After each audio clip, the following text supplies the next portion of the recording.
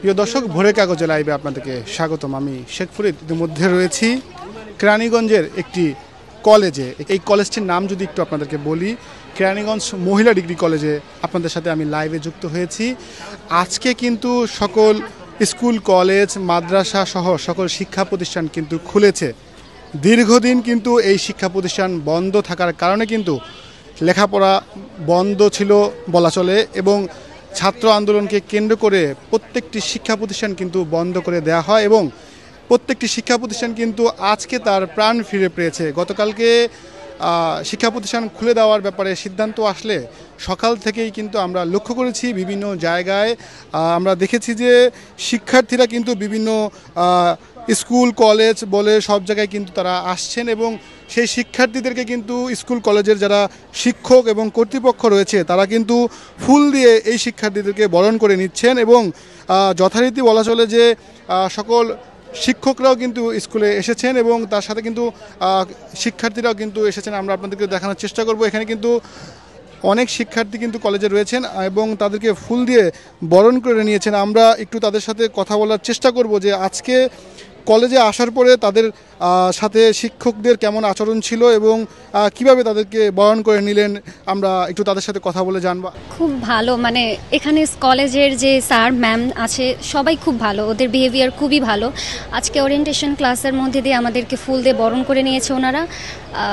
আশা করি ওনারা ভালোই ক্লাস করাবে। কালকে থেকে আমাদেরকে শিডিউল চালু করে ক্লাসটা করাবে। দীর্ঘদিন ছাত্ররা কিন্তু আন্দোলনে ছিলেন এবং একটি সরকারের দেখা যাচ্ছে যে পরিবর্তন নিয়ে এসেছেন এই শিক্ষার্থীরা, যেমন আপনারা এই যে দীর্ঘদিন পড়াশোনা বন্ধ, মাঠে ছিলেন, এখন আসলে নিজেদেরকে কিভাবে গুছিয়ে নিচ্ছেন এবং লেখাপড়ার পরিস্থিতি কি এখন আপনাদের? এত কাল তো আন্দোলন ছিল, এর মধ্যে তো পড়াশোনা হওয়াটা খুবই টাফ ছিল। এখন আশা করি আস্তে আস্তে খুব ভালোই হবে, এই কাজটা খুব ভালোই হবে। এই ক্লাসে কি আজকে পড়াশোনা শুরু হয়েছে কিনা? না, আজকে কোনো পড়াশোনা শুরু হয়নি, কালকে থেকে নিয়ম মেনে পড়াশোনা শুরু হবে। আমরা এখানে আরেকজন শিক্ষার্থী আছে, তার সাথে কথা বলার চেষ্টা করব, জানার চেষ্টা করব যে হাতে ফুল কারা দিল? স্যার, ম্যাম, ক্লাসের সবাই। কি পরিবেশ আজকে আপনার এই কলেজে, কেমন অবস্থা? আমার হ্যাঁ, পরিবেশ আজকে ভালো লাগছে অনেক। সবাই আমাদেরকে অনেক ভালোভাবে গার্ড দিচ্ছে, অনেক করছে, সবার পরিচয় হয়েছে, ভালো লাগছে কলেজ। শিক্ষকরা কি বললেন পড়াশোনার ব্যাপারে? বলছে ভালো বলছে, বাট এই যে পড়াশোনা করতে হবে, আগাইতে হবে সামনে। এতদিন যেহেতু কলেজটা অফ ছিল, তো ভালো মতন। আপনারা পিছিয়ে পড়লেন না তো? হ্যাঁ, একটু তো পিছিয়ে, যেহেতু আমাদের ক্লাসটা 30শে জুলাই শুরু হওয়ার কথা ছিল, সেখানে আজকে আগস্টে শুরু হয়েছে, তো এখান দিয়ে একটু পিছানো হয়েছে। এগুলো আসলে পূরণ করার জন্য কি ব্যবস্থা এখন, কি পন্থায় পড়াশোনা আগাবেন? একটু বেটার, বেশি আগে যেহেতু যখন নতুন কলেজ শুরু আমরা ক্লাস করতাম, একটু এনজয় করে করতাম, বাট এখন তো ওইটার ঘাটতিটা পূরণ করার জন্য একটু বেশি পড়াশোনা করতে হইব। এই দর্শক শুনছিলেন, শিক্ষার্থী আমাদেরকে কিন্তু বলছিলেন যে এখন একটু আসলে তাদেরকে গুরুত্ব দিয়ে আসলে পড়তে হবে, এমনটা কিন্তু তারা আমাদেরকে বলছিলেন যে দীর্ঘদিন তাদের লেখাপড়া বন্ধ থাকার কারণে কিন্তু তারা পিছিয়ে পড়েছেন এবং আন্দোলনে রাষ্ট্রের যে পরিবর্তন, যে সংস্কারের জন্য তারা কিন্তু পর্যায়ক্রমে মাঠে ছিলেন। এখন কিন্তু তারা সেই শিক্ষা প্রতিষ্ঠানে এসেছেন এবং বলা চলে প্রত্যেকটি শিক্ষা প্রতিষ্ঠানের প্রাণ কিন্তু ফিরে পেয়েছে এবং এই শিক্ষার্থীদের কিন্তু শিক্ষকরাও কিন্তু তাদেরকে ফুল দিয়ে বরণ করে নিয়েছেন এবং তাদের শিক্ষা কার্যক্রম আরও যেন অগ্রগতির জন্য প্রত্যেকটি ধাপ কিন্তু তারা এগিয়ে নিয়ে যাওয়ার জন্য তাদেরকে প্রত্যাশা দিয়েছেন। আমরা আরেকজন শিক্ষার্থীর সাথে কথা বলার চেষ্টা করব, জানবো যে শিক্ষকরা কি পরামর্শ দিলেন দীর্ঘদিন পর কলেজে আসার পরে। শিক্ষকরা বললেন যে ঠিকঠাক মতো পড়াশোনা করে তাদের কলেজের নাম রোশন করতে, আমাদের তো অনেকটাই গ্যাপ হয়েছে, তো কয়েকদিনের মধ্যে আমাদের বুক লিস্টটা দিয়ে দেবে, তারপর বই কিনে ঠিকঠাক মতো যাতে পড়াশোনা করতে পারি, এগিয়ে যেতে পারি লাইফে, এটাই।